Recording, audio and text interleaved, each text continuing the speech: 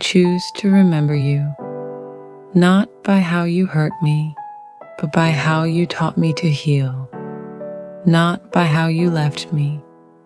but by how you taught me to never abandon myself,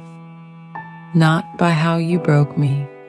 but by how you taught me to rebuild myself, not by how you dimmed my light, but by how you helped me to shine, not by how you kept me trapped in a place of comfort, but by how you empowered me to leave my comfort zone, not by how you left me feeling weak, but by how you taught me what it means to be strong,